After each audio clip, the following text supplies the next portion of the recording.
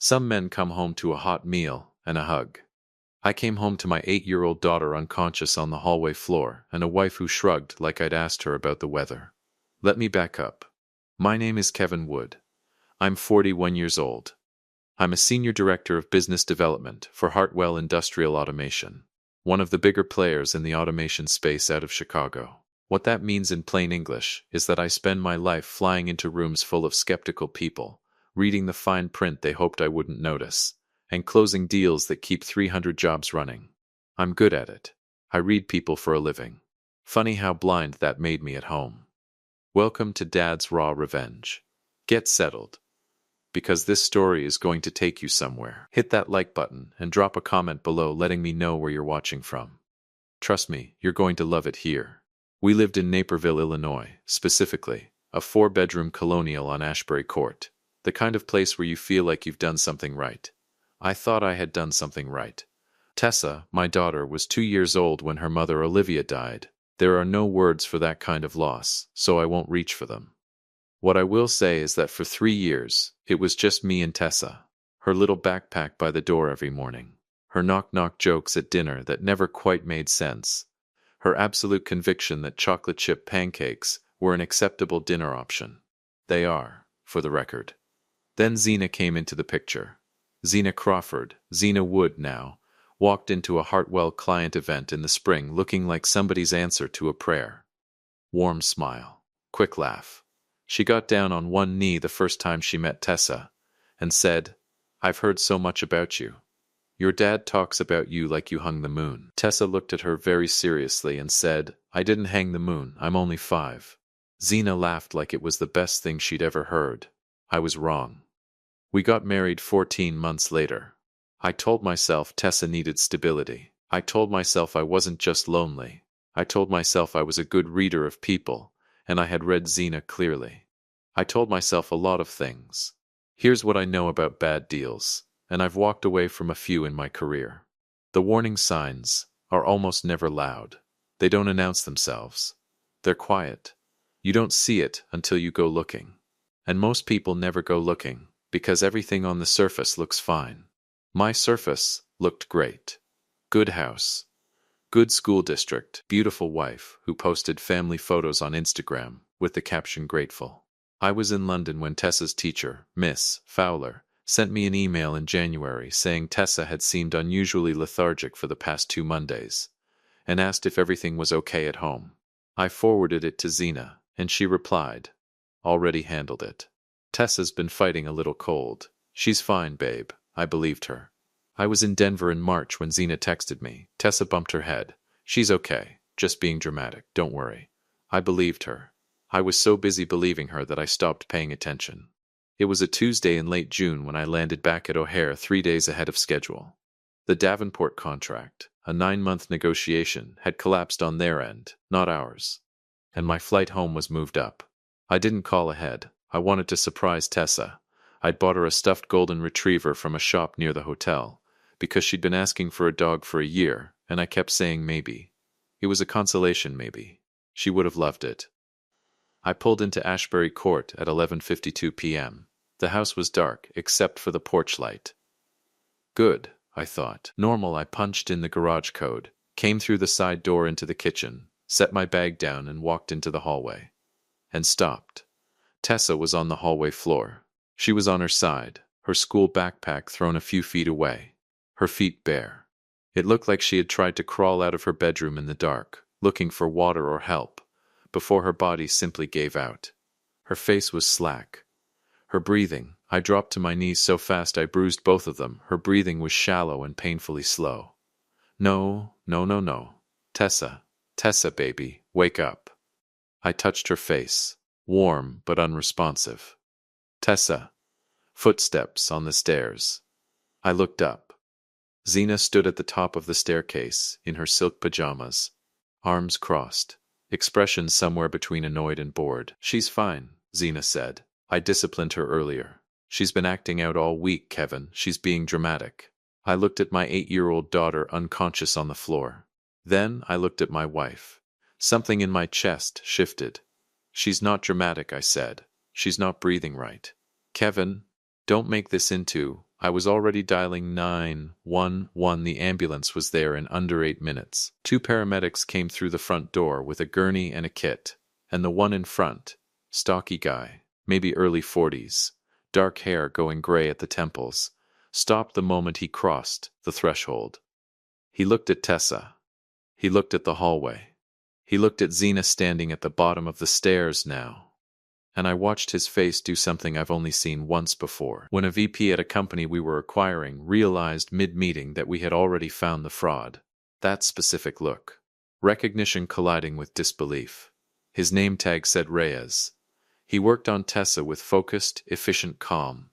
The kind of calm that's been trained over years. His partner called out her vitals. I stood there holding that stuffed golden retriever like an idiot, completely useless in my own hallway.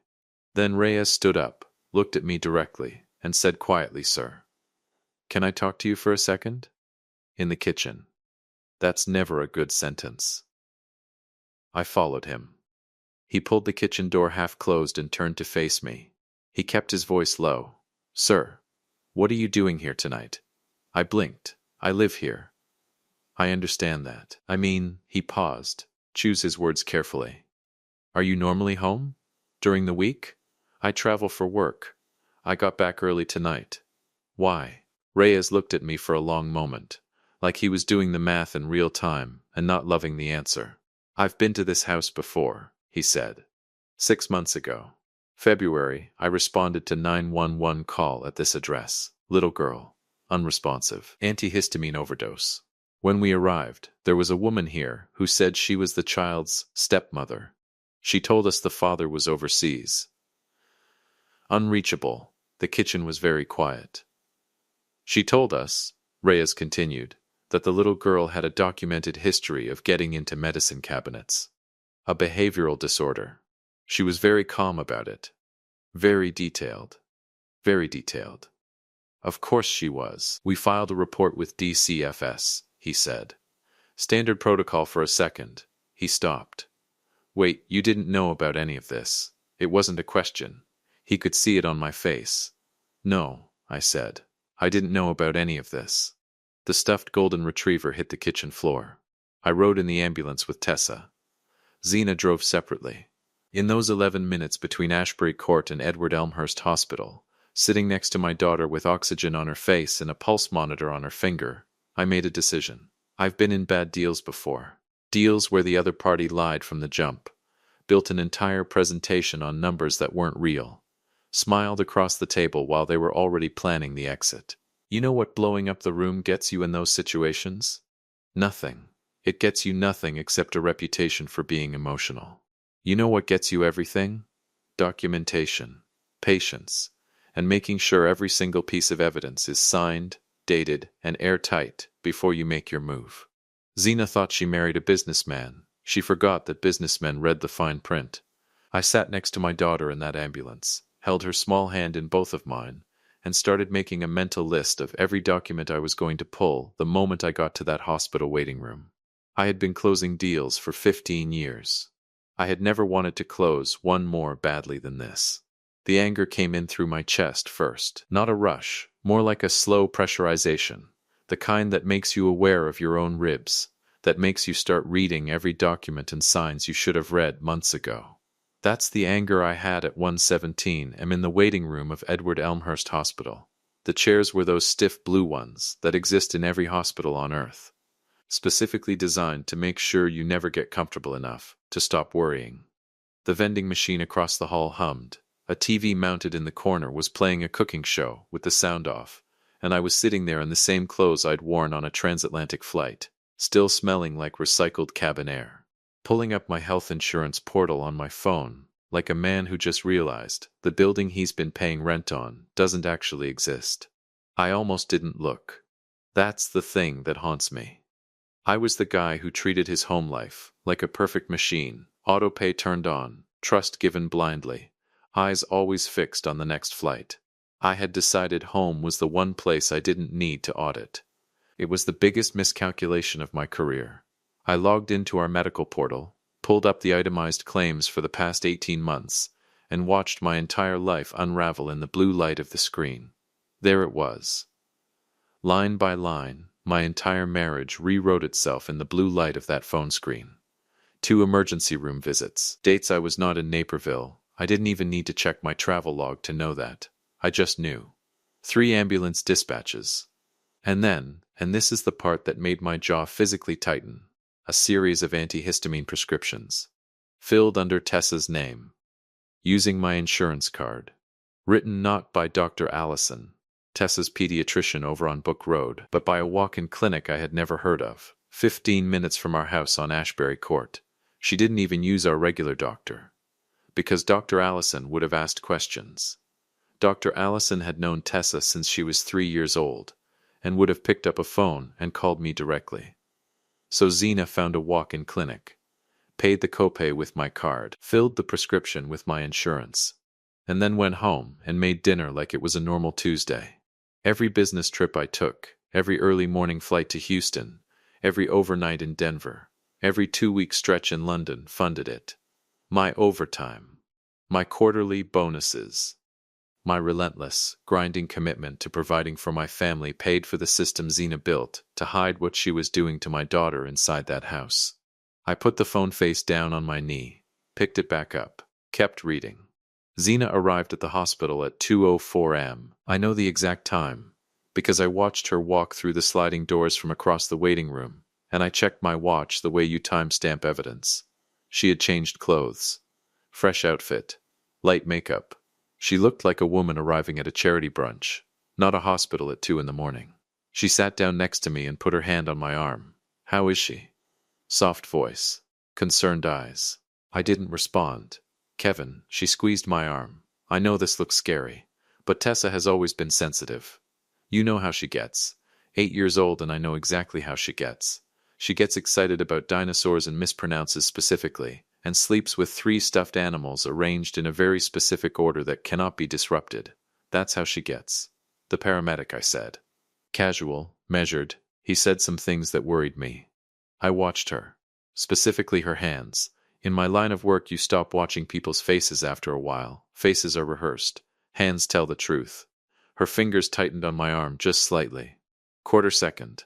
Gone. What things? She said. Said he thought he recognized the address. Probably got it mixed up. I shrugged. I told him he was confused. The fingers relaxed. Yeah, these paramedics respond to so many calls they probably blur together. She nodded. Settled back in the chair. Satisfied. There it is. The tell. The micro-exhale of someone who just decided they're safe. I looked at the muted cooking show on the TV and thought about every negotiation I had ever walked into where the other party thought they had the leverage. They never saw it coming either. A doctor came out at 3:20 am. Young guy, mid-30s, Dr. Fountain on his badge. He had the careful, measured tone of someone choosing every word with intention. Mr. Wood, your daughter is stable. We're going to keep her overnight for observation. He paused. We found traces of diphenhydramine in her system. That's the active ingredient in common antihistamines. At the level we found it, it's consistent with ingestion beyond a standard dose for her body weight. Zena made a sound beside me. Distressed. Perfectly timed. Oh my God, she said. She must have gotten into the medicine cabinet again. I've told her so many times again, Dr. Fountain said. Silence. I watched Zena realize she'd just handed me a gift. I just meant, kids, she recovered. Smooth. Almost. She's curious.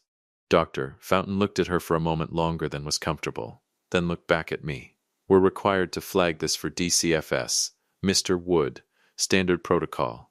A caseworker will be in contact. Absolutely, I said. Whatever you need. I felt Zena go rigid beside me. Good. She left the hospital at 4:45 am. Said she needed to get some rest. Offered to come back in the morning. Kissed my cheek at the door. I watched her walk to her car in the parking garage from the waiting room window. The moment her taillights disappeared, I went back to my phone. I called my assistant, Renee, at 7 am. She's been with me for 6 years and has never once asked an unnecessary question. Renee, I need my full travel itinerary. Every trip. Every date. Past 24 months. Company verified, printed with HR letterhead. Done by 9? Done by 9. Then I called my attorney, Frank Hayes, at his cell. Frank handles corporate contracts for Hartwell, but he's also the kind of man who knows everybody worth knowing in DuPage County. Kevin, it's 7 in the morning. I know, I need a family law referral. Someone who's handled DCFS cases. Today, Frank. A pause. How bad? I'll explain in person. I'll have a name for you by 8. I sat back down in that blue hospital chair, got a coffee from the vending machine. Terrible, lukewarm, exactly what I deserved for every month I didn't look at my own insurance statements. Drank the whole thing. This is what a bad deal looks like from the inside, I thought. You're comfortable. You're busy. You trust the system. And by the time you realize the contract was fraudulent from the beginning, you've already signed over 18 months of your life. Not anymore. At 9:30 I was allowed into Tessa's room. She was awake. Small against the white hospital pillows, an IV in her left hand, the television playing cartoons she wasn't watching. When she saw me in the doorway, her whole face changed. That specific child expression that is equal parts relief and trying not to cry. Daddy, I crossed the room in 3 steps and held her for a long time without saying anything. When I pulled back, I looked at her face carefully. Tired eyes, something behind them that a kid her age should not have. Hey, Bug, how you feeling? My head hurts a little. She picked at the edge of her hospital bracelet. Is Mom here? The way she asked it.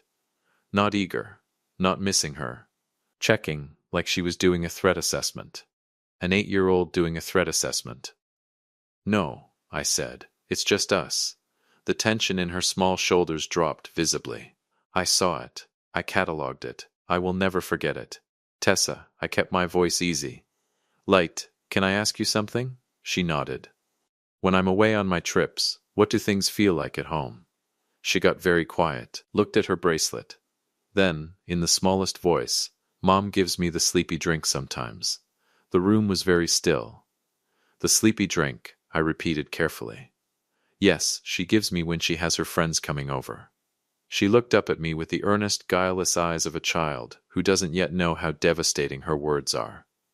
She says it helps me have good naps. But Daddy, I don't like it. It makes me feel like the whole world is underwater. The whole world is underwater. I held it together. Barely. Okay, Bug, I tucked her hair back. You did nothing wrong. You understand me? Nothing, she nodded, still watching me. The way kids watch you when they're trying to decide if adults have actually got it handled. I've got it handled, baby, I promise. The DCFS caseworker, a woman named Joyce Tanner, met me in the hallway, outside Tessa's room at 11 p.m. Professional, direct, the kind of woman who has heard every version of every story and stopped being surprised by any of them. I handed her the folder I had assembled, travel itineraries, company verified, HR letterhead, every date accounted for. Insurance portal printouts, every claim, every prescription, every ER visit mapped against my absence. The walk-in clinic prescriptions. And a handwritten timeline I had put together at 5 Tubular am in the hospital cafeteria over a second terrible vending machine coffee. She went through it page by page without speaking. Mr. Wood, she finally said, this is thorough. I close contracts for a living, I said. I know what documentation looks like. She looked at me over the folder. Tessa's statement this morning, combined with this, and the paramedic's second official report. She paused. This has just become a priority investigation. We're moving on this today. Today I nodded. Kept my face neutral, professional. Inside, something cold and exact clicked into place, the way a system does when every component finally runs the way it was designed to. Zena thought she understood the deal she'd made. She never read the terms and conditions, and tomorrow, she was going to find out exactly what the penalty clause looked like. If you have been listening for a while, drop your thoughts in the comments, hit the like button while you're at it, and be sure you're subscribed. There's a moment in every bad deal, right before it collapses, when the other party is at their most confident. They're smiling, they're comfortable, they think they've won. That moment, that specific, beautiful, oblivious moment, is exactly when you put everything on the table. I had been waiting for that moment since 11:52 p.m. on a Tuesday in late June. It was now Thursday morning, and Zena was sleeping in our bed like a woman, without a single consequence in the world. Let her sleep. I was already dressed, already caffeinated, real coffee this time. Dark roast from the Egg Harbor Cafe on Jefferson Avenue. The one Tessa always made me take her to on Saturday mornings because they put whipped cream on her hot chocolate without being asked. I sat in my car in the hospital parking garage at 7:45 am with a cup in each hand and a folder on the passenger seat that represented 48 of the most focused hours of my life. My phone buzzed. Frank Dalton. Kevin, Jennifer Moss is expecting you at 9. She's the best family law attorney in DuPage County. Handled 3 DCFS cases this year alone. Don't be late. I won't. And Kevin, Frank paused. The pause of a man who has known you long enough to say the quiet part out loud. How are you holding up? How am I holding up? I'll answer that question tomorrow, I said. Today I've got work to do. Jennifer Moss's office was on South Washington Street, downtown Naperville. Clean, organized, nothing on her desk that didn't need to be there. She was maybe 45, silver starting at her temples, reading glasses pushed up on her head like she'd just finished reviewing something and wasn't done with it yet. She had the calm, unhurried energy of someone who had seen genuinely terrible situations and knew exactly what to do about them. She looked at my folder for 11 minutes without saying a word. I know it was 11 minutes because I watched the clock on her wall. Walk me through the travel logs, she said. I did. Every trip, every date, every city mapped against every insurance claim, every ER visit, every prescription filled at that walk-in clinic on Route 59. She never did this when you were home, Jennifer said. Not once. Every single incident, February, March, late April, I was in Denver, Houston, London. The pattern is airtight. And Tessa's statement? I told her. The sleepy juice. The juice box. It makes me feel like the whole world is underwater. Jennifer took her glasses off her head and set them on the desk. Mr. Wood, she said, I've been doing this for 16 years. Judges in DuPage County do not take child endangerment lightly. With this documentation, Tessa's recorded statement to the caseworker, and the paramedic's second official report triggering the mandatory escalation, she tapped the folder. We can have an emergency protective order signed before noon. Before noon, I repeated. Before noon. She picked up her pen. And then we go get your daughter's life back. I could have hugged that woman. I want to tell you I felt victorious walking out of Jennifer Moss's office at 10:30 am. I want to tell you it felt like a movie moment. Sunlight, swell of music, man walks toward justice in slow motion. It didn't feel like that. It felt like standing at the end of a very long assembly line, watching every component lock into place exactly as designed, knowing the machine was about to run, and feeling nothing yet except the specific, hollow exhaustion of someone who has been holding it together through sheer professional discipline for 36 hours straight. The feelings would come later. Tessa was first. I drove back to Edward Elmhurst. Tessa was awake, sitting up in bed, eating a cup of applesauce, with the focused seriousness of a child who had opinions about applesauce texture. She was wearing a hospital gown with tiny blue stars on it, and she had somehow, in the way only children can, made it look completely normal. Hey Bug, Daddy, they don't have the good applesauce. This one's too smooth. There she is. I sat on the edge of her bed, and for a moment I just looked at her. 8 years old. Lost her mother before she could form a proper memory of her. Spent the last 2 years being quietly, systematically harmed by the woman I brought into her home. And she was sitting there with opinions about applesauce texture. Kids are something else entirely. They survive things that would level adults, and then they ask for better applesauce.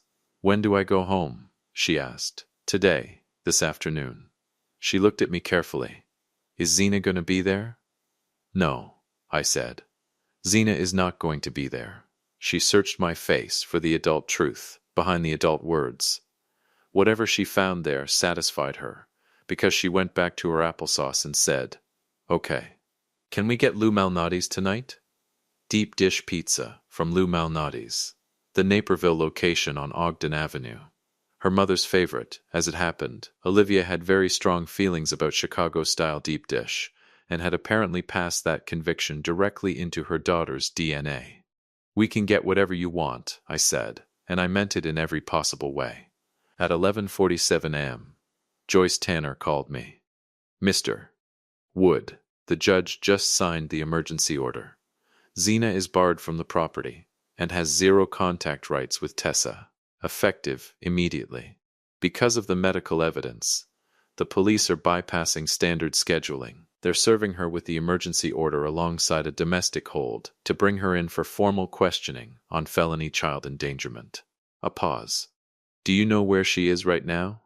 We want to avoid doing this at the house while your daughter is being discharged. Did I know her current whereabouts? See, here's the thing about living with someone for 4 years. You know their patterns. You know their routines. You know that every Thursday, without exception, Zena and her social circle, a rotating cast of Naperville's most image-conscious women, had lunch at Sullivan's on Freedom Drive. 12:30 reservation. Same table. Same performance. She had texted me at 9 a.m. that morning, heading out for lunch with the girls. Hospital later? Let me know how Tessa is. Love you. She signed it with a heart emoji. I had not responded. Yes, I told Joyce Tanner. I know exactly where she is. And if you go now, she'll have an audience. I want you to picture Sullivan's on Freedom Drive at 12:44 p.m. on a Thursday in late June. It's the kind of restaurant that Naperville's particular brand of suburban success has perfected. Warm lighting, white tablecloths. A bar that starts doing real business by noon. The lunch crowd is professionals and ladies who lunch and the occasional power meeting. Everyone is put together. Everyone is performing, just slightly, for everyone else. Zena's table was near the window. 4 women. Wine already poured. She was in a cream blazer, hair done, looking like the cover of a magazine called Everything is Fine Monthly. The hostess told me later she was in the middle of holding court, likely playing the role she always played when she drugged Tessa to host wine nights, the exhausted, saintly stepmother dealing with a chronically ill child. She was laughing, her head thrown back slightly, that specific performative laugh she deployed when she wanted a room to notice her status. I was not there in person. I didn't need to be. 3 people walked into Sullivan's at 12:44 p.m. 2 uniformed Naperville Police Department officers and Joyce Tanner. The restaurant didn't stop all at once. It slowed, table by table, conversation by conversation, the way a room does when something is happening that everyone recognizes as significant, but no one wants to be caught staring at directly. They walked directly to the window table. Joyce Tanner placed the protective order and the felony child endangerment warrant on the white tablecloth in front of Zena, right next to her wine glass. Zena Wood. I'm Joyce Tanner, DuPage County DCFS. These are Officers Riley and Beck of the Naperville Police Department. Zena looked at the documents, then up at the officers, then at her friends, 4 women who had gone completely, perfectly silent. There's been a mistake, she said. The voice she used was the reasonable one, the composed one, the one that had worked on teachers and doctors and a very trusting husband for 4 years. I don't know what my husband told you, but he doesn't have the full picture, ma'am, Officer Riley said. Quiet, firm, final. Please stand up. She looked for an exit. That's what the hostess told me later. She looked left, then right, the way people do when they're calculating whether a scene is survivable. Whether she could talk her way sideways out of this like she'd talked her way out of everything else. She could not. The handcuffs went on in full view of the window table, the adjacent tables, the bar, and the Thursday lunch crowd of Sullivan's on Freedom Drive in Naperville, Illinois. The social circle she had curated and maintained and performed for. The women she chose lunch with over an 8-year-old girl who just wanted her father to come home. Watched her walk out between 2 police officers through the restaurant she had chosen specifically because everyone who mattered to her ate there. Not one of them stood up. Not one. I changed the locks at 2 p.m. Cancelled her cards at 2:15. Removed her name from the emergency contact list at Tessa's school at 2:30. From the insurance policy at 2:45. From the HOA account for Ashbury Court at 3 so. Systematic, sequential, thorough. You automate the things that need to run cleanly. Tessa came home at 4:30, discharged and declared medically stable, still wearing the hospital bracelet because she said it made her feel like she had a cool accessory. She walked through the front door of the house on Ashbury Court, looked around like she was checking whether the air had changed, and then dropped her backpack by the stairs the way she always did. The exact spot that drove Xena insane, and that I had never once asked her to move it from. It smells different, Tessa said. Good different or bad different? She thought about it seriously, like when you open a window. Yeah, baby, exactly like that. The Lou Malnati's arrived at 6:30. Deep dish sausage pizza, because Olivia had raised her daughter right even from wherever she was watching from. We ate it on the living room floor because Tessa wanted to watch a nature documentary about sea otters, and I had absolutely no objections. She fell asleep against my shoulder at 8:15. Real sleep, deep, safe, unmedicated. A child who had nothing to fear inside her own home. I didn't move for a long time. I just sat there in the quiet of a house that had finally exhaled. Xena Wood was processed at the DuPage County facility at 7:08 p.m. Felony child endangerment. The kind of charge that doesn't disappear, doesn't negotiate itself down easily, and follows you in every room you walk into for the rest of your life. I know the timestamp because Joyce Tanner texted it to me. I read it. Set the phone face down on the carpet. Looked at my daughter sleeping against my shoulder, her face slack and peaceful in a way it hadn't been in longer than I wanted to admit. She looks like Olivia, I thought. She has always looked like Olivia. I pulled the blanket up around her and looked back at the sea otters on the television. Some people leave a door open when they exit a deal. They leave loose ends, unresolved clauses, the possibility of re-entry. They think they can come back and renegotiate. I had closed every door, locked every window, filed every document. This deal was done. If you enjoyed this story, hit that like button, subscribe, and drop a comment below. Let me know where you're watching from. I will see you on the next one.